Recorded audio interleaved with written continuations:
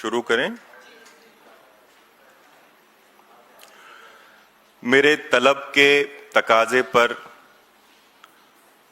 गौर करना ए साहिब, मैं दिल्ली में आप तक आया हूं मध्य प्रदेश का होकर। 140 वर्षों के अपने गौरवशाली इतिहास को संजोने वाली कांग्रेस पार्टी के आज इस राष्ट्रीय कार्यालय में आप सभी लोकतंत्र के सजग पहरेदारों का मैं मध्य प्रदेश कांग्रेस कमेटी की ओर से और अखिल भारतीय कांग्रेस कमेटी की ओर से आपका स्वागत करता हूं और आपको अपना प्रणाम निवेदित करता हूं। मैं आज इस राष्ट्र के हृदय प्रदेश मध्य प्रदेश की पीड़ा लेकर अपने इस राष्ट्रीय कार्यालय में आपके समक्ष आया हूं।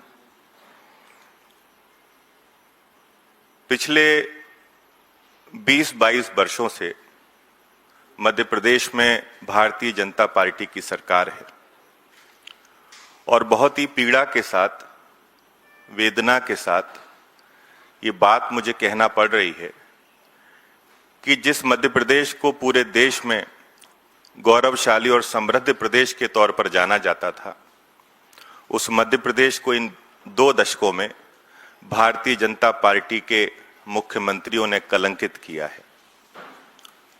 सामान्य तौर पर मध्य प्रदेश आरएसएस की संघ की कार्यशाला तो है ही, भ्रष्टाचार की भी कार्यशाला है।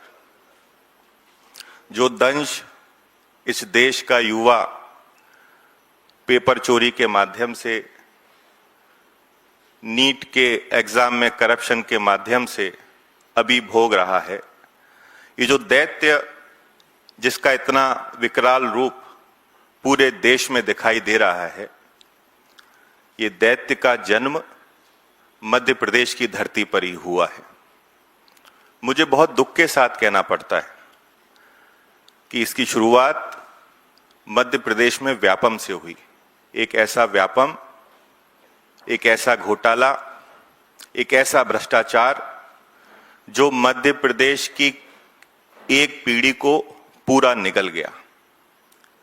और इस दैत्य का आप विकराल रूप देखिए कि आज पूरे देश में इसने युवाओं का भविष्य समाप्त कर दिया है।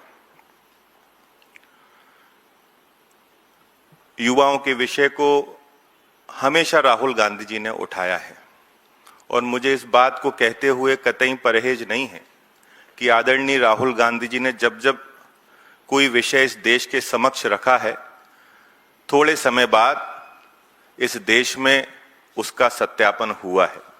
चाहे वो चौकीदार चोर की बात हो, चाहे कोरोना के महामारी के संकट की बात हो, चाहे ये पेपर चोरी और वोट चोरी की बात हो।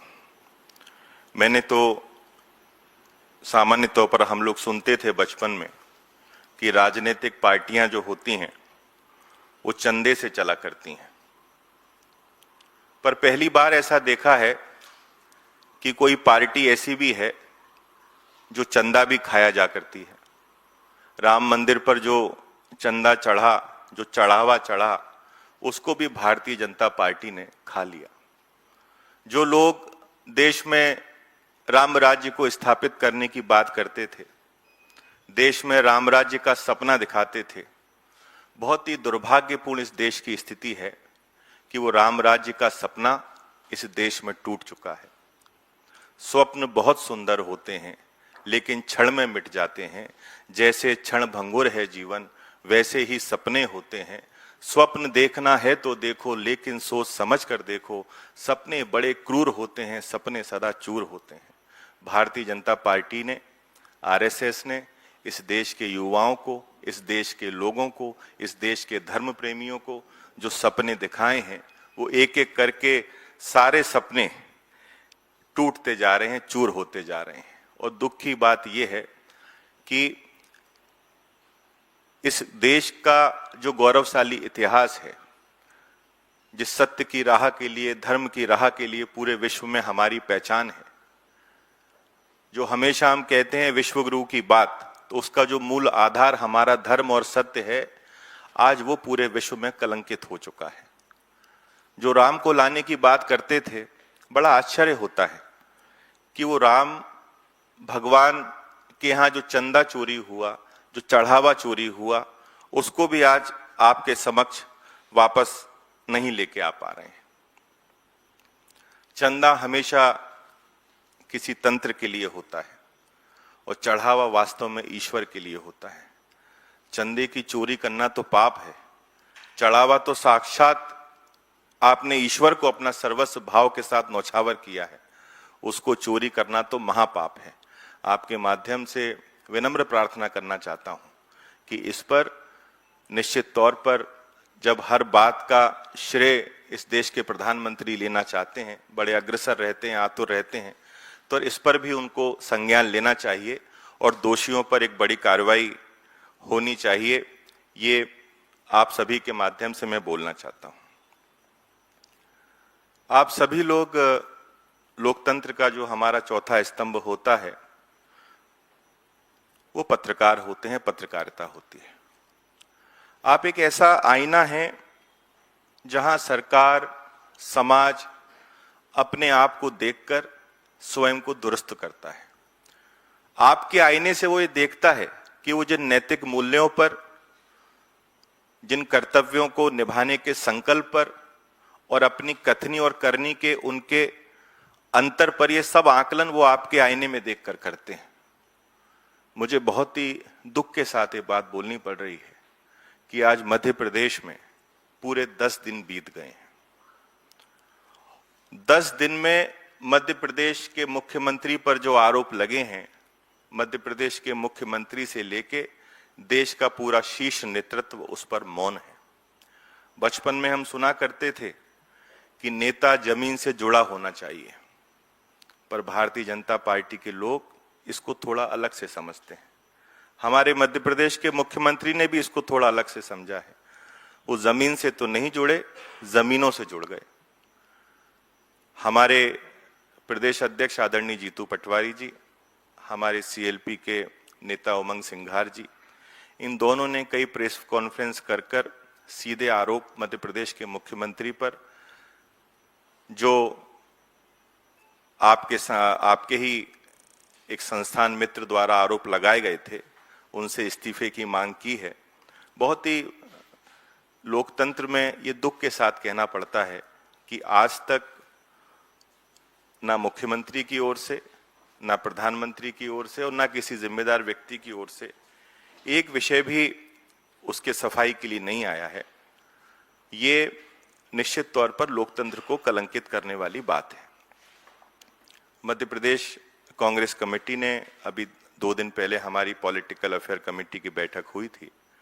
उसमें सभी जो हमारा शीर्ष नेतृत्व है उसने तय किया है डिटेल सारी प्रॉपर्टीज की, सारे घोटाले की, चाहे वो ट्रस्ट के नाम कई 100 करोड़ की जमीनें 1 रुपए में देने की बात हो या मुख्यमंत्री की कई एकड़ों की संपत्ति बढ़ने की बात हो, चाहे उनके अलग अलग कंपनीज में शेयर होल्डिंग की बात हो।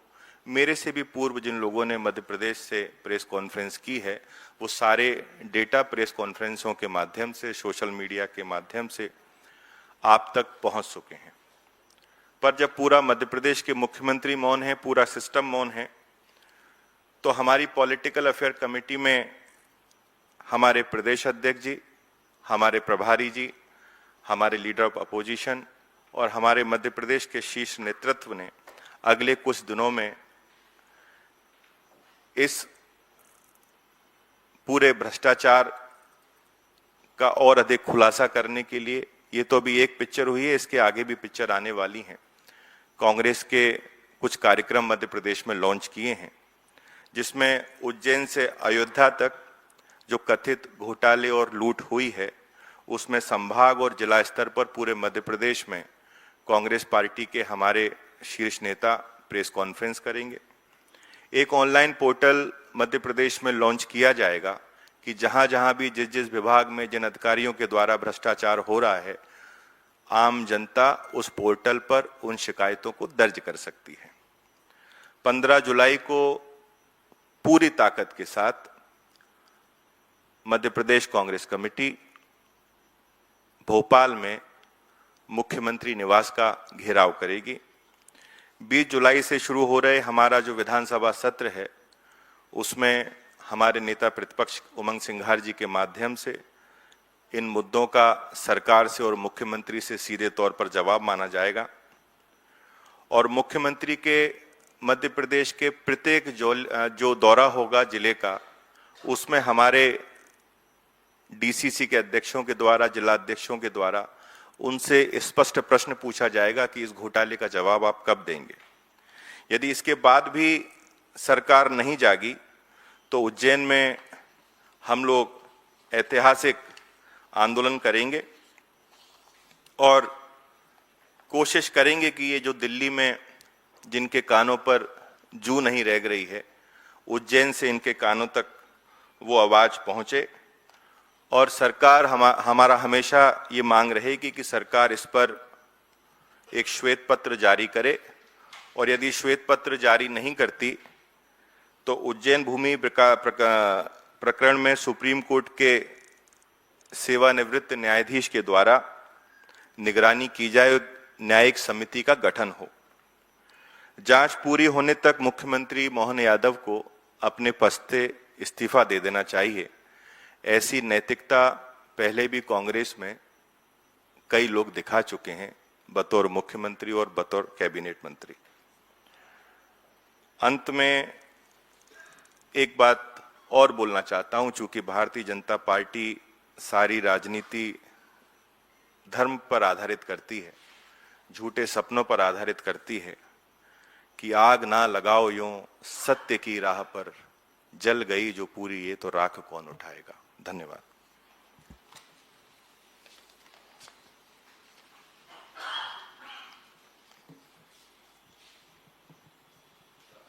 आपके प्रश्न सर, यदि कुछ मैं प्रशांत मिश्रा, हिंदुस्तान समाचार से। सर इधर जी प्रशांत जी। सर मेरा सवाल ये है कि इंडियन एक्सप्रेस ने जो खुलासा किया मध्य प्रदेश वाले मामले पर, तो वो ऐसा कोई खुलासा नहीं था कि कोई बहुत एक्सक्लूसिव रिपोर्ट लेके आए थे या एकदम से उन्होंने छाप दिया। वो बहुत सारी जानकारियां थी जिनको क्लब करके उन्होंने छाप दिया। तो मेरा सवाल यही है कि अगर वो जानकारियां इंडियन एक्सप्रेस को मिल सकती थी तो नेता तो विपक्ष की पार्टी होते हुए, दूसरी सबसे बड़ी पार्टी होते हुए प्रदेश में, आप लोगों के पास ये जानकारियां क्यों नहीं थी, या आप लोगों ने उससे पहले इस पर ये क्यों नहीं किया कुछ भी? मिश्रा जी, आपने बहुत अच्छा प्रश्न पूछा और मुझे इस बात के लिए मध्य प्रदेश कांग्रेस कमेटी के हमारे प्रदेश अध्यक्ष और हमारे नेता प्रतिपक्ष पर गर्व होता है कि जब इंडियन एक्सप्रेस ने ये खबर प्रसारित की, ये घोटाला निकाला, उससे 6-8 माह पूर्व उज्जैन में जब हम लोगों ने एक महारैली की थी, उस दौरान मंच पर हमारे प्रदेश अध्यक्ष जीतू पटवारी जी ने ये बात कही थी, हमारे नेता प्रतिपक्ष ने भी ये बात कही थी। पर आप देख रहे हैं कि किस प्रकार से जो हमारा लोकतंत्र का चौथा सशक्त स्तंभ है इस देश में, उसको किस प्रकार से कंट्रोल किया गया है, ये किसी से छुपा नहीं है।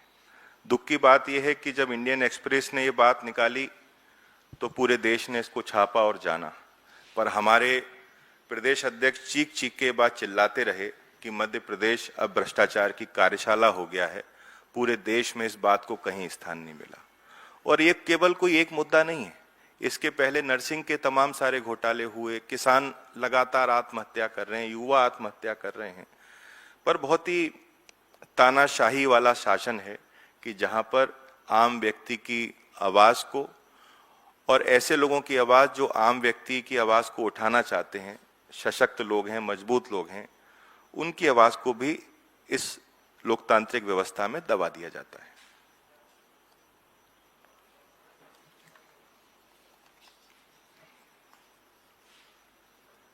क्लियर?